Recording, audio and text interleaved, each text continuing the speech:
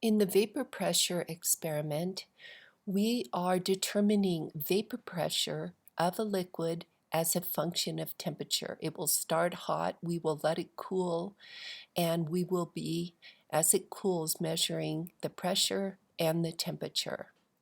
This will allow us to calculate the heat of vaporization of the liquid and the normal boiling point of the liquid. The liquid we will use is water. Introduction. Liquids are capable of vaporizing at temperatures below their boiling point, a process called evaporation. You know how if you leave a glass of water on the counter overnight, some of it evaporates, even though it has not boiled. Since a gas exerts a pressure on its surroundings, the vapor pressure produced by a liquid has a pressure. And when in a closed container, this is called the vapor pressure. So the substance's vapor pressure is related to its temperature and to its rate of evaporation. Water evaporates faster at 75 degrees Celsius than it does at 0 degrees Celsius. At 75 degrees Celsius, a greater percentage of the water molecules have enough energy to overcome the intermolecular forces holding them within the liquid phase so that they can then go into the gas phase where there is no intermolecular force between the molecules. This means that water has a higher vapor pressure at 75 degrees than it does at 0 degrees. For all liquids, vapor pressure increases with temperature, but the relationship is not linear. The relationship is given by an equation called the Clausius-Clapeyron equation. Ignore that equation 1. Something got messed up in the moving from one system to another. The Clausius-Clapeyron equation that we will use is shown in equation 2, which is the ln of P sub vap, the vapor pressure, P vap, is equal to negative, that D should be delta, the change, equals to delta H of vaporization, that's just the usual heat of vaporization, the energy taken to vaporize the liquid, divided by R, where R is the ideal gas constant. Here we're using the value 8.314 joules per mole Kelvin, times 1 over T plus C. So PVAP, that's the vapor pressure at the temperature in the equation T. And we will measure the vapor pressure at many different temperatures. We will then take the log of the vapor pressures, inverse the temperatures have to be in Kelvin, and we will make a graph. It turns out that that graph is a straight line.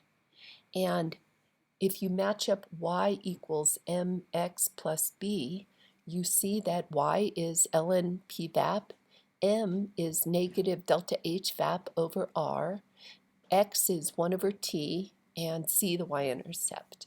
So the slope is equal to negative delta h vap over r, meaning delta h vap equals negative the slope times r. So we collect the data, we do this manipulation, taking the log, inversing it, and we then make that graph, fit it with a linear function, get a slope. We won't do anything with the y-intercept, as it turns out, but the slope is very important to us because, once again, delta h vap equals minus slope r. The graph also allows us to calculate the boiling point. And the boiling point is the temperature when the vapor pressure of the liquid equals the pressure of its surroundings. If we're at 1 atmosphere, then the pressure of the surroundings is 1 atmosphere, or 760 millimeters of mercury. And that then, the temperature at which the vapor pressure equals that amount is called the normal boiling point. So to find the boiling point, what we will do is take our equation and put in for P vap 760 millimeters, And we will put in the slope that we have determined. We will put in the y-intercept that we have determined. So yes, here we do use the y-intercept. We will solve for our unknown, which will be T. That will give us the normal boiling point in units of Kelvin.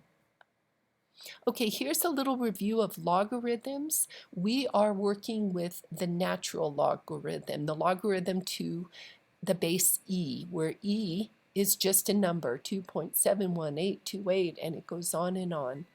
You have the ln key on your calculator. So review that if you need to.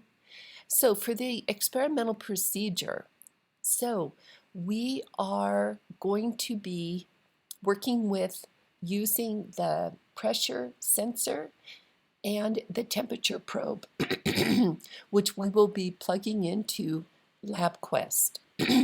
We will run our LabQuest in the mode time-based.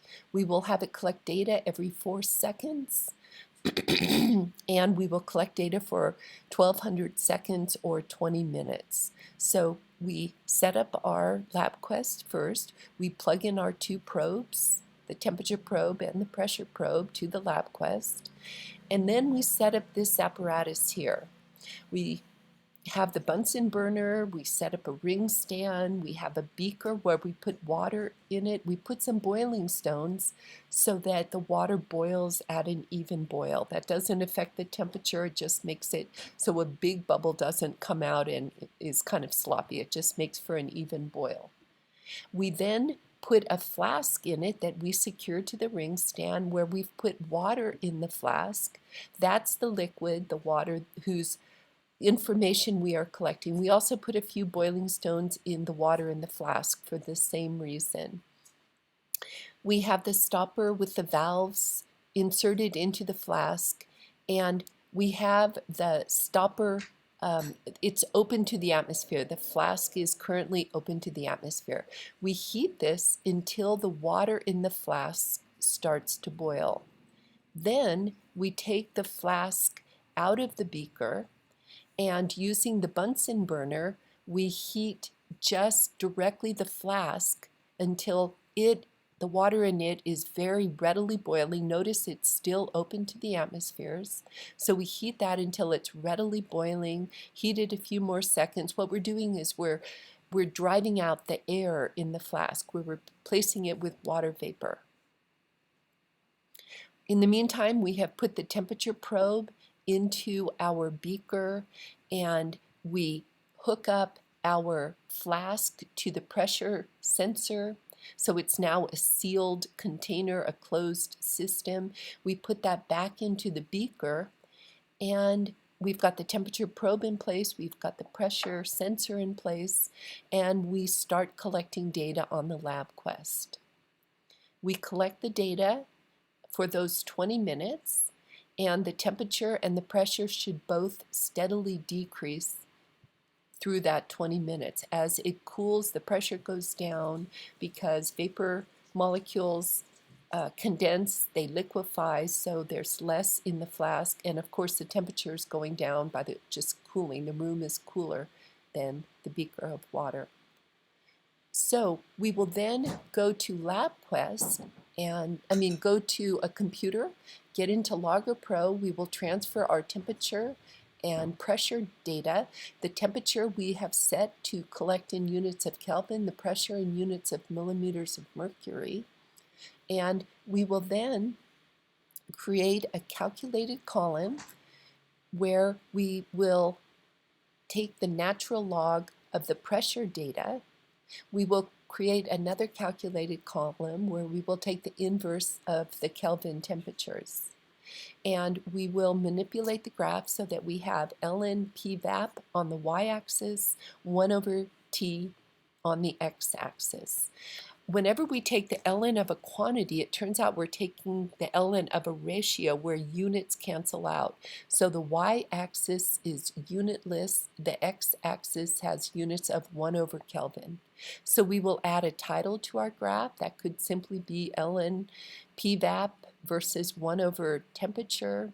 We will make sure that we have our y and x axes labeled and units on the x-axis correct.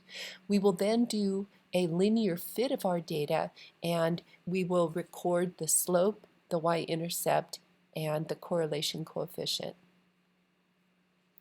Now our experiment is done. We can, as usual, ignore the pre-lab and move into the report, where from the fit, we will have the slope, the y-intercept, the correlation coefficient. I will say those to you. I will have them in the experiment video. I will say them to you. They will be printed on the graph as well. The graph will be available in Canvas.